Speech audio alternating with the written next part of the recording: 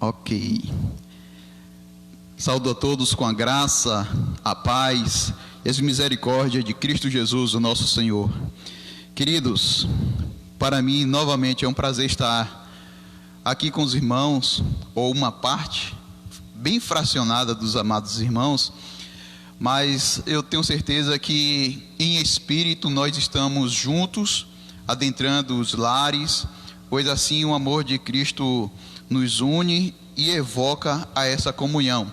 Que Deus possa te abençoar nesse dia, que esse dia seja um dia de bênção, de paz, de amor, de unidade familiar, de comunhão, e que de uma forma maravilhosa o Senhor possa iluminar a sua mente, o seu coração, através das Sagradas Escrituras, que o Senhor possa abençoar grandemente a sua alma. Meus amados, eu quero meditar na palavra do Senhor com os irmãos, hoje pela manhã e à noite, pensando sobre família, e esse foi o assunto proposto pelos irmãos, que a gente pudesse trazer uma palavra direcionada às famílias. De antemão, eu quero dizer que a família, ela foi criada por Deus, através do primeiro casal, Adão e Eva, e ali tem algumas instruções de forma implícita que a gente considera que deve existir numa família de Deus. Ela é monogâmica, ela é heterossexual e ela, sobretudo, é espiritual. Assim formou-se a família por Deus. Deus criou a família.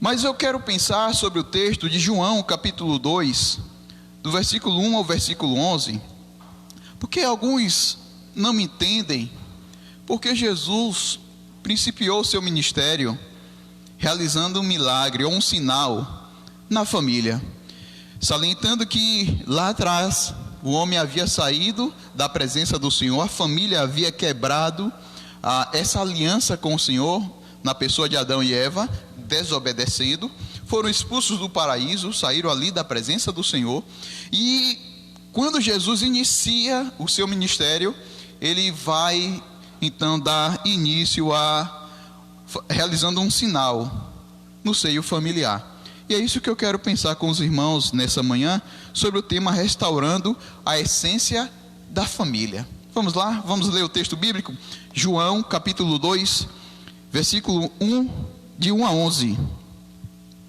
João capítulo 2, do versículo 1 ao versículo 11,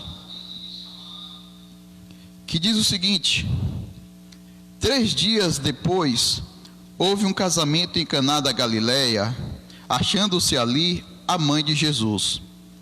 Jesus também foi convidado com os seus discípulos para o casamento. Tendo acabado o vinho, a mãe de Jesus lhe disse: eles não têm mais vinho. Mas Jesus lhe disse: mulher, que tenho eu contigo? Ainda não é chegada a minha hora. Então ela falou aos serventes: fazei tudo o que ele vos disser.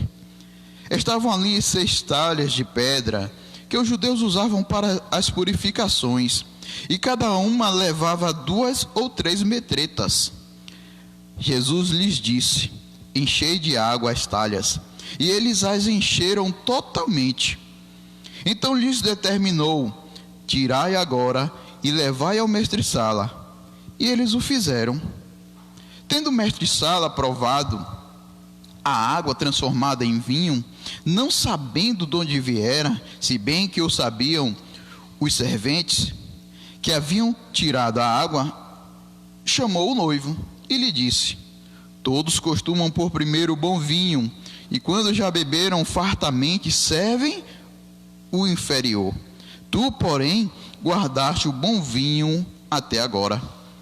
Com este, deu Jesus princípio a seus sinais em Caná da Galileia, manifestou a sua glória, e os seus discípulos creram nele.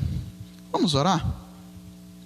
Deus, no nome de Cristo Jesus, o nosso Senhor, nós adentramos no Santo dos Santos, na Tua presença, para rogar a Tua direção, a Tua orientação, sobre a explanação das Sagradas Escrituras. Peço ao Senhor que, assim como o Senhor já tem falado ao meu coração, possa falar ao coração do Teu povo, ao coração dos amigos que nos acompanham nessa manhã. Fala abundantemente, ó Deus, e nós queremos tão somente ouvir a Tua voz. Dirige-nos em tudo, no nome de Jesus. Amém. Deu Jesus início ao seu ministério. Duas coisas, pelo menos, o versículo 11 nos traz. Jesus, ele deu início ao seu ministério em Caná da Galileia, manifestando a sua glória, e os seus discípulos creram. Jesus manifestou a sua glória e também com a finalidade dos discípulos crerem no seu nome. É interessante, queridos, Jesus manifestou a sua glória no casamento, no início de uma família. A gente aqui pode então evocar o sentimento e o pensamento que os casamentos foram feitos para a glória de Deus. Guarde isso em seu coração. Os casamentos foram feitos para a glória de Deus. Neste instante eu vou trabalhar um pouquinho a respeito desse assunto. Mas precisamos entender qual era o contexto do casamento dos dias de Jesus. Nos dias de Jesus, queridos, existia o chamado pátrio poder. O que é isso, pastor? Pátrio poder. Pátrio poder era o poder do pai. Ali a sociedade era patriarcal e o pai exercia o poder sobre a família. A voz dele era a única autoridade. Então, queridos, as meninas eram prometidas aos homens, né? Eram prometidas, e a partir dos 12 anos e meio, poderiam então, a partir dessa idade, estarem casando. Eu aqui estou diante de duas jovens, né? De três, minha esposa também é uma jovem, mas é uma jovem senhora. Mas estou diante de duas jovens tão novas. Imagine nos dias de Jesus, onde vocês eram um objeto até de ganho do pai. É o que nós conhecemos hoje como dote, né? E isso rendia muito para o pai, essa oferta da sua filha nova ao casamento. E a partir dos 12 anos e meio, se o noivo quisesse, pagava o seu dote, fazia a cerimônia de casamento e levava para casa, casados até que a morte os separe. Imagine só, esse era o contexto que acontecia os casamentos nos dias de Jesus, segundo Joaquim e Jeremias, no livro Jerusalém no tempo de Jesus. Então, queridos, a gente percebe que os casamentos, eles tinham um cunho também financeiro. Dá para entender um negócio desse? A sociedade vivendo dessa forma. Imagine nos dias de hoje o que não estaria acontecendo. E Jesus, ele coloca termos em muitas coisas, e é por isso que o divórcio existia naqueles dias. E Jesus, quando ele se manifesta naquela sociedade, ele vai pontuar a verdadeira interpretação da lei, inclusive do casamento, até que a morte os separe. Mas outrora eles casavam muito cedo e com o fino pensamento de que, olha, se não der certo a gente separa, parecendo nos dias de hoje. Mas quem tinha essa autoridade de separar era o homem. A mulher não podia fazer isso. Não podia fazer isso. Então a gente vê que o contexto do casamento nos dias de Jesus, eles iniciavam muito cedo.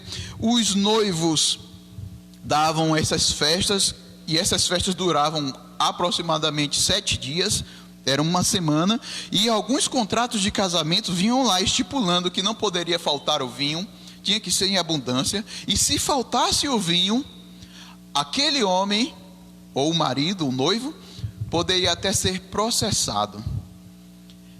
Quando Jesus então chega nesse casamento, o vinho falta. Dá a entender também que a família que estava se iniciando ali através do casamento era uma família simples, uma família pobre. Dá a entender também que eles eram amigos de Jesus, eram vizinhos, como Nazaré era vizinho a Caná, eram amigos de Jesus. Por isso que ali se fazia presente Maria, por isso que também Jesus Cristo foi convidado, juntamente com seus discípulos. Mas, queridos, eu quero pensar com os irmãos a respeito dessa transformação que Jesus faz na família, desse mover de Deus na vida familiar. Outro dia eu recebi uma tira de vídeo que um certo bispo de uma denominação estava contestando veementemente porque Jesus havia operado ou iniciado o seu ministério operando um sinal no casamento onde poucas pessoas viram, onde quase ninguém viu, onde esse sinal não foi um sinal assim que chamou a atenção da comunidade, mas ele somente realizou a transformação da água do vinho naquele casamento. E esse bispo ainda contestava: não mudou a vida de pessoas. Ele poderia ter ressuscitado mortos, poderia ter curado pessoas, e ele diz, segundo a sua palavra, que foi irrelevante esse milagre. Esse bispo que estava dizendo isso nessa tirinha de vídeo, ele não sabia de fato e não conhecia o Deus da família, o Deus restaurador da família. Eu costumo dizer que a família, quando a gente faz a escala hierárquica, Deus, família e igreja. Nesses termos, família é mais importante do que a igreja. Por isso que o ministro de Deus, que Paulo vai falar a Timóteo no capítulo 3, ele diz que aqueles que desejam o episcopado desejam uma excelente obra, mas ali vem os pré-requisitos, e um deles é cuidar bem da família para depois cuidar bem da igreja. Se ele não cuidar dos seus, como é que vai cuidar da igreja? Então, queridos, a Bíblia vem mostrando o valor exponencial da família. A família é de suma importância para a sociedade, a família é de suma importância para a igreja, e nós precisamos atentarmos quanto a isso. Mas Jesus, quando chega no casamento, faltou vinho. O que isso quer dizer, pastor? Quer dizer que a festa poderia ser parada, interrompida, mas eu não quero me ater a isso.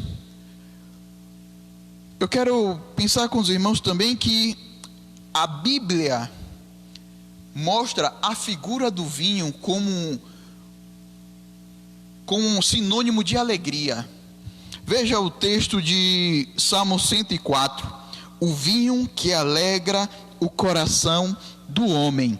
O vinho tem um sinônimo ou significado de alegria na Bíblia, também de abundância, mas ela vem evocando esse tipo de pensamento. O vinho traz alegria. Isso a Bíblia também não está te dando base para que você se embriague, para que você se encha de vinho. Não é isso. Mas esse era o significado do Antigo Testamento sobre o vinho. Eclesiastes 9, versículo 7 nos diz: portanto, vá, coma com prazer a sua comida e beba o seu vinho de coração alegre. Olha, queridos, e Jesus se depara naquele casamento com a falta de vinho. Faltou o vinho, então entendemos que faltou alegria. Muitos casamentos, infelizmente, algumas famílias se encontram dessa forma. A falta de alegria. A falta de alegria nos lares. O marido sai para trabalhar, e quando vai se aproximando a hora de retornar para casa, já está com seu coração pesaroso, pensando: ei, vou chegar naquela casa, não vou ter sossego. E quando chega, a mulher e os filhos não estão nem aí, porque é irrelevante a presença daquele homem, porque, queridos, está faltando alegria, está faltando transformação naqueles lares. Sabe, queridos, o motivo disso, dessa falta de alegria, pelo menos eu elenquei algumas coisas aqui, que eu quero atribuir a essa falta de alegria, essa falta de comunhão, essa falta de prazer da família estar junta. Muitas pessoas estão querendo fazer a coisa certa, ou estão fazendo a coisa certa, pelos motivos errados. A coisa certa é casar. Esse é o sonho de um jovem crente, de uma jovem crente, casar com um príncipe, o príncipe do Senhor, né? E estabelece vários critérios, e lá na frente esse príncipe é um sapo. Misericórdia, porque o casamento é uma tribulação, porque estão casando, o motivo é correto, né? Casar-se, fazendo a coisa certa pelos motivos errados. Alguns estão casando porque não querem ficar para titia. Olha que expressão a gente usa hoje em dia. Eu não quero ficar para titia, eu tenho que casar, e o desespero toma conta. Outros querem casar para não ficar só. Outros querem casar para, então, e escolhe o noivo ainda. Olha, eu quero uma pessoa bem financeiramente, de uma família abastada. Motivos errados, motivos efêmeros. E a Bíblia vai nos mostrar que o casamento, ele deve ser para a glória de Deus. A família deve ser estabelecida para a glória de Deus. Foi assim que Jesus fez. Nesse casamento, manifestou a sua glória no casamento. Entendemos que os casamentos devem então serem feitos para a glória de Deus. As famílias são estabelecidas para a glória de Deus. Queridos, você já ouviu alguém dizer isso? Olha, eu vou me casar porque eu orei por este homem, ele está orando por mim, e nós entendemos que o Senhor está nos unindo para sermos uma só carne, para que andemos em santidade diante do Senhor, para que a nossa vida glorifique ao Senhor, para que tenhamos filhos santos e submissos ao Senhor, para que o nosso lar seja então não somente abençoado, mas através do nosso lar possamos abençoar outras famílias. Esse é o motivo certo do casamento. Essa é a forma correta biblicamente para o casamento.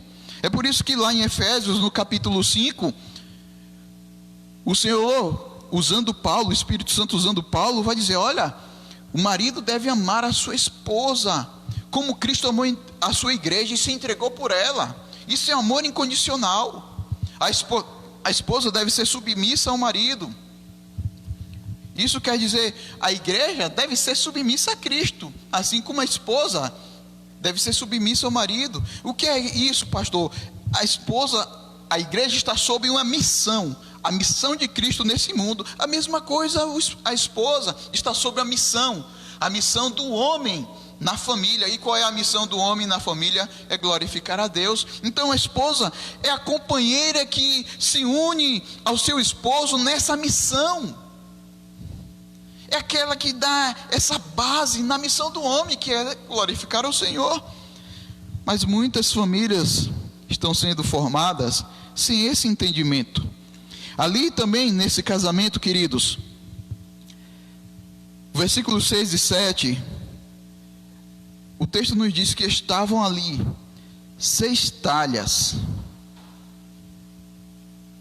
6 talhas para a purificação dos judeus, e elas cabiam em torno de 2 a 3 metretas, aproximadamente 100 litros em cada talha, e era para a purificação dos judeus presente no casamento. Isso dá a entender que ali havia também vários religiosos, porque os judeus tinham essa mania, né,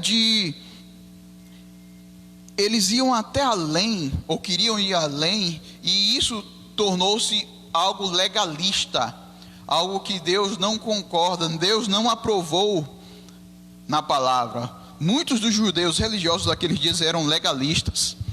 Então eles pegavam essa água, lavavam os seus pés e os seus braços, achando que se não fizesse isso, poderia estar profanando o nome do Senhor.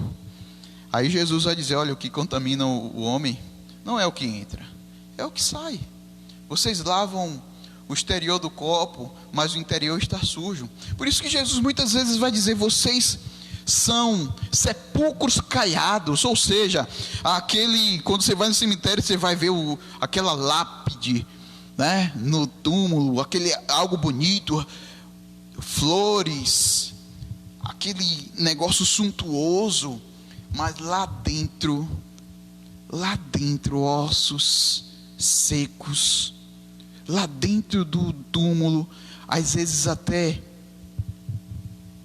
carne putrificada, sujeira. E é isso que Jesus está dizendo: olha, tem que haver transformação.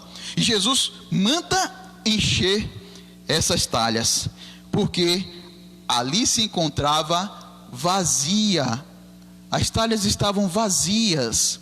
Isso podemos entender que ali existia uma religião vazia.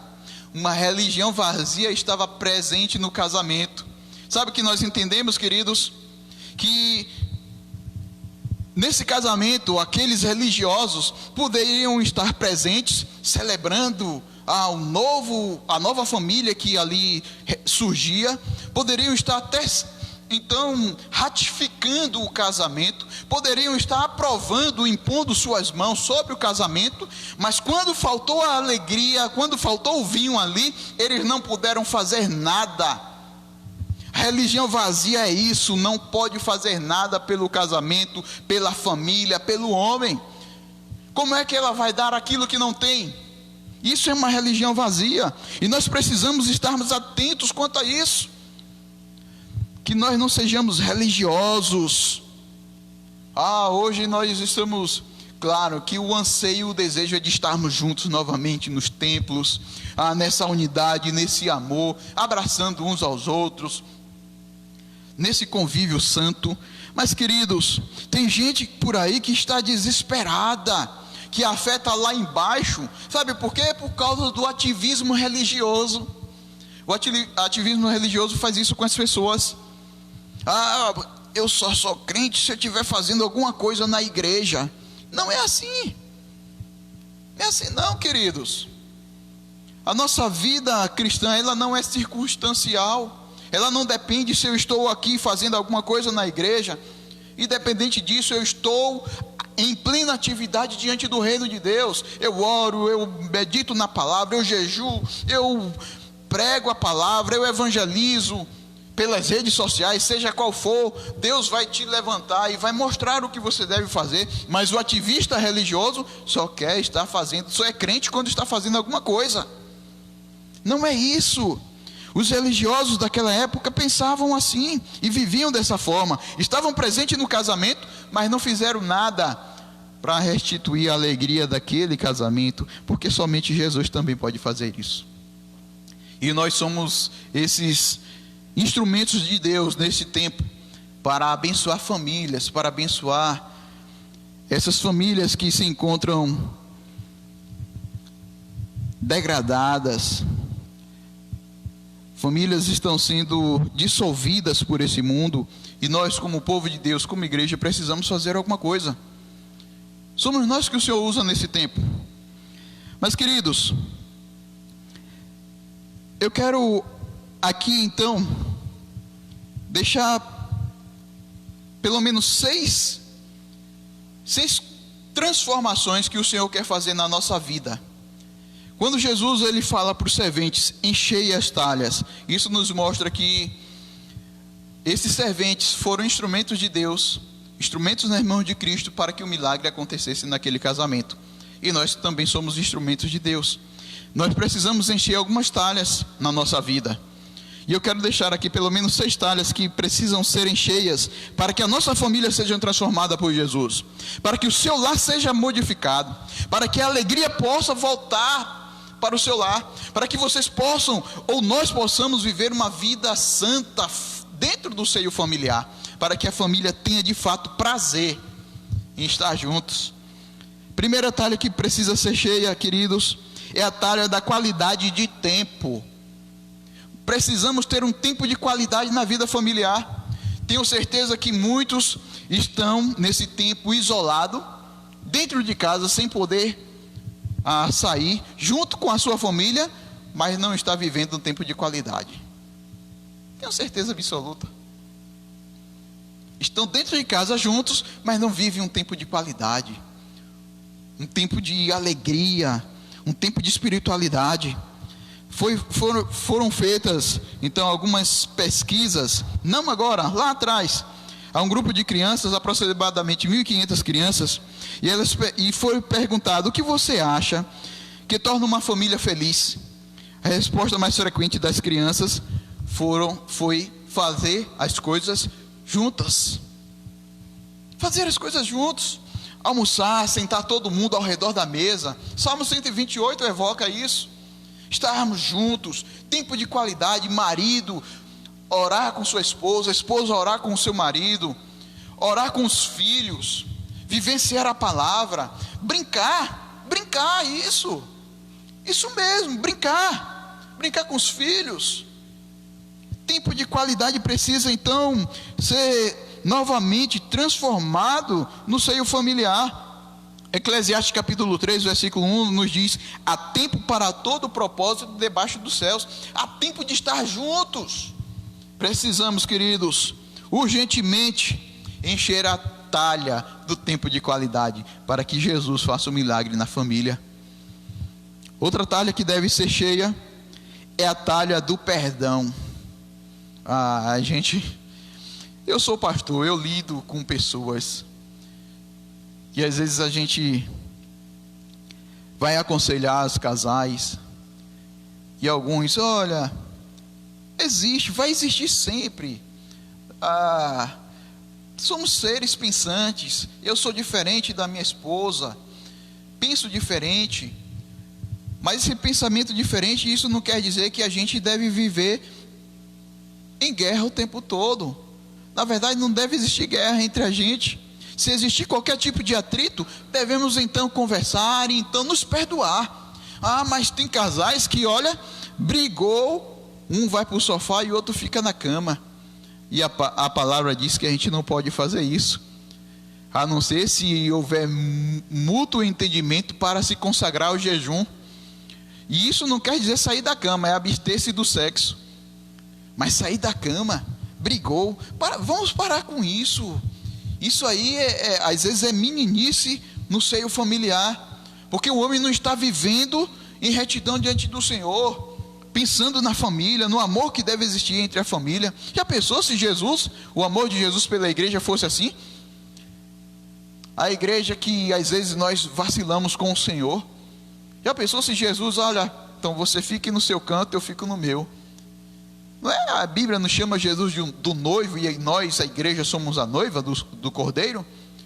Não é assim, queridos. Tem que existir o perdão. Tem que existir o perdão familiar. Pai, nós erramos às vezes com os nossos filhos. Precisamos pedir perdão ao nosso filho, e isso não é demérito algum.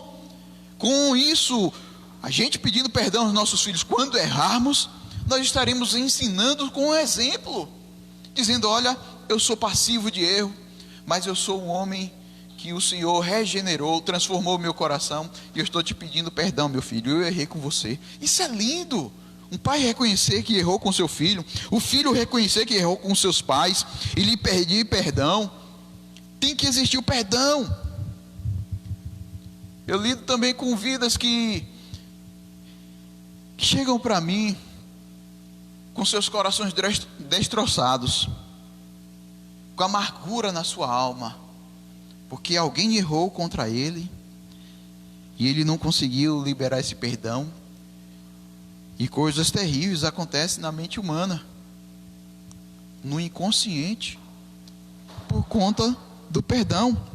Deve existir sempre o perdão no seio familiar. Enche a talha do perdão. Outra talha que deve ser cheia, queridos, é a talha do amor.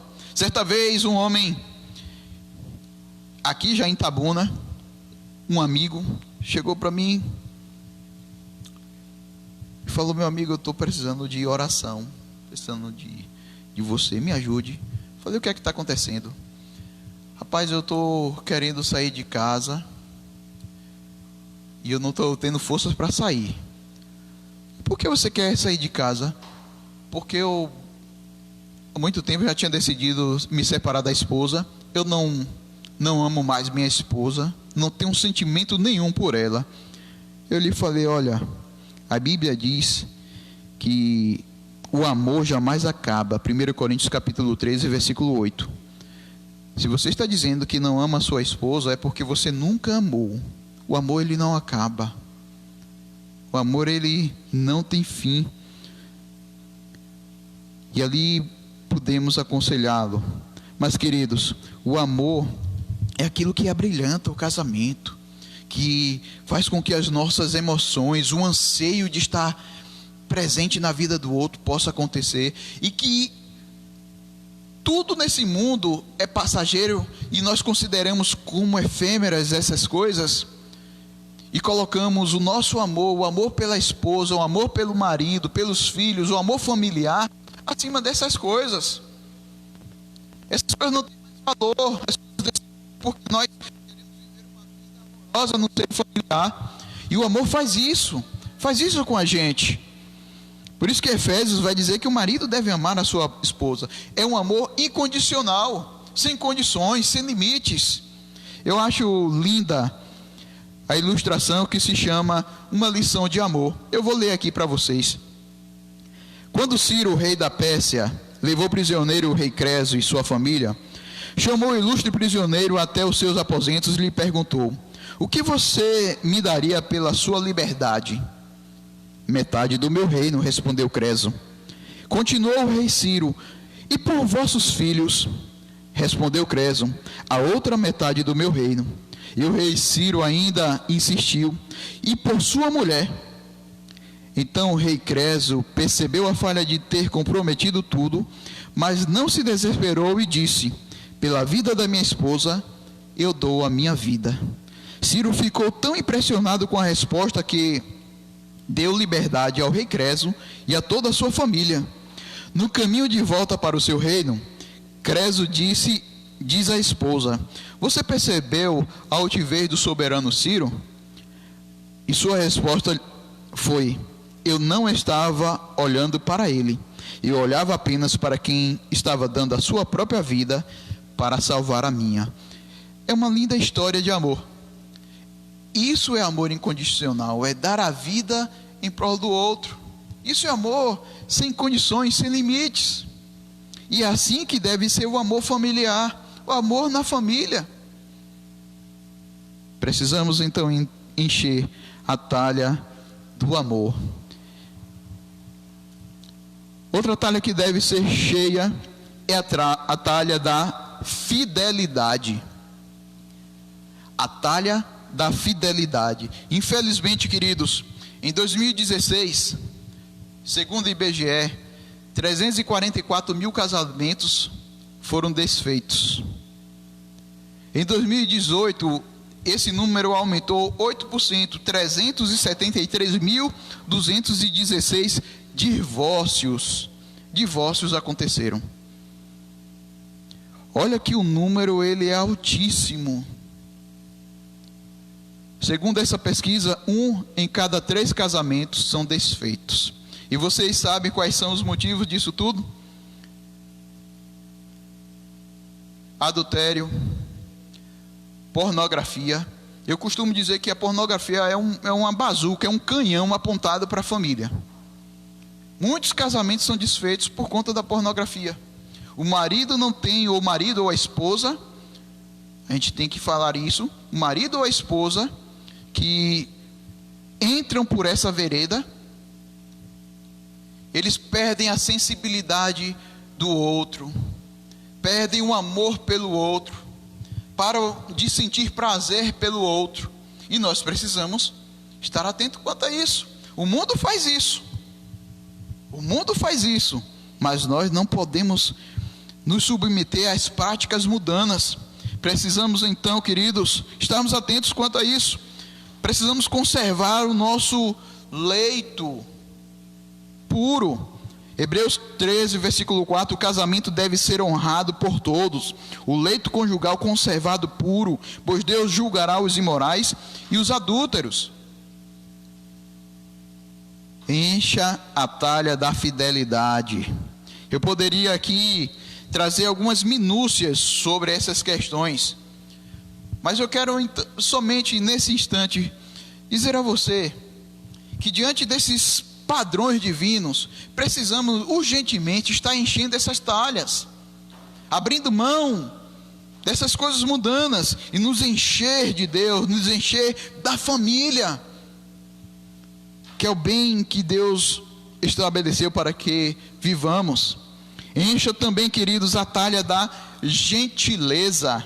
Provérbios 15, versículo 1 nos diz: a resposta branda desvia o furor, mas a palavra dura suscita ira. A ignorância dentro da família, o homem rude às vezes é a mulher, os filhos. Parece que nós estamos vivendo uma pandemia nesse mundo, o mundo está o caos, mas existem muitas famílias vivendo um caos dentro dos seus lares. Falta de respeito, falta de gentileza. Certa vez eu vi uma ilustração de um casal. Antes do casamento, eram noivos. A mulher tomou uma topada e o noivo começou a cuidar do seu pé, até beijar o pé. Tempo depois, já casados, o marido andando lá na frente, a mulher atrás. Novamente ela toma uma topada, quebra a sandália, e o marido responde de forma áspera: você está cega? Você não está vendo o buraco aí não? Que é isso? Que o tempo que está fazendo isso com o seu coração? Acabou a gentileza, acabou o amor, acabou o espírito de companheirismo. Não pode existir isso no nosso meio. O mundo faz isso, mas no nosso lar, o nosso lar tem que ser bênção, tem que ser exemplo. Assim como Deus chamou Abraão: em ti serão benditas todas as famílias da terra. Nossa família tem que ser bendita. Nós temos o bendito em nossas vidas, Jesus. Queridos, às vezes nós somos tão polidos com os nossos amigos, temos o maior cuidado para não ofendê-los, mas com os nossos familiares o nosso tratamento às vezes é rude, é áspero. Isso não pode acontecer. Não pode acontecer entre a gente. A família precisa dessa alegria, precisa desfrutar dessas bênçãos que o Senhor coloca dentro do nosso lar. Você é uma bênção para o seu esposo é uma bênção para a sua vida, seus filhos são bênçãos. Precisamos viver essa bênção no lar. E a última talha, queridos, que precisamos encher é a talha da espiritualidade familiar. Salmo 127, versículo 1 nos diz: se o Senhor não edificar a casa, em vão trabalham os que a edificam. É Deus que edifica o nosso lar, é o Senhor que edifica a nossa família. Os filhos, eles aprendem por imitação. Se a sua família se o seu casamento foi edificado nessa rocha que é Jesus, seus filhos também vão querer imitar pai e mãe na constituição familiar. Isso é de suma importância. E a manutenção dessa família, ela deve acontecer também. Culto doméstico. Marido, esposa, quero dar um conselho para vocês. Não tem coisa melhor que quebra todo o pecado, que quebra toda insensibilidade, do que vocês orarem juntos, do que a esposa abençoar o marido e o marido abençoar a esposa. Não tem coisa melhor. Não tem coisa melhor do que você abençoar os seus filhos e fazer com que os seus filhos te abençoem. Ore por você. O culto familiar precisa ser restabelecido, queridos. Nesse tempo de crise, que estamos isolados, precisamos cultivar urgentemente isso, e quando sairmos desse processo de crise, darmos continuidade a essas práticas familiares, a prática da espiritualidade. Nós precisamos nos conscientizar dessa extrema responsabilidade do ensino, da prática da palavra de Deus, do culto familiar, da busca por Deus. Precisamos sermos esses instrumentos para os nossos filhos. Por isso que o texto nos diz: ensina a criança no caminho que deve andar.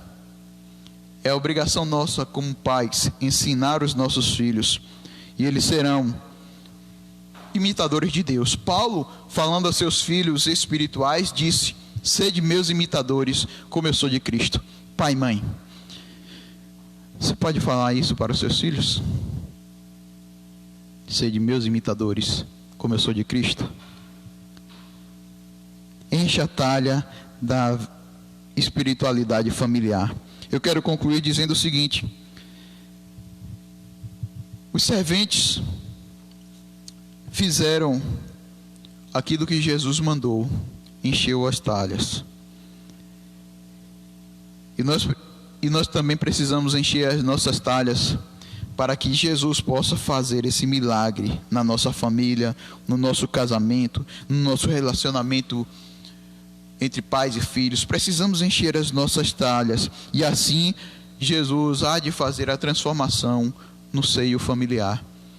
Jesus há de transformar a sua vida e fazer com que o seu casamento, a sua família, volte à essência de Deus na vida familiar. Que Deus, pois, nos abençoe. Oremos. Pai Santo, Deus bendito, nós agradecemos pela Tua palavra.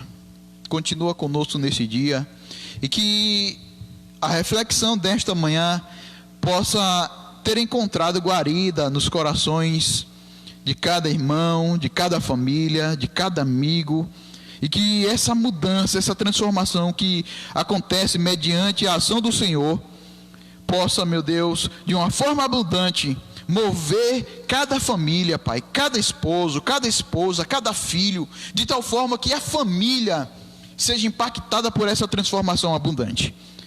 Despede-nos nessa manhã e prepara também novamente os nossos corações para meditarmos na Tua palavra à noite. É o que nós oramos em nome de Jesus. A irmã Rosinha vai estar cantando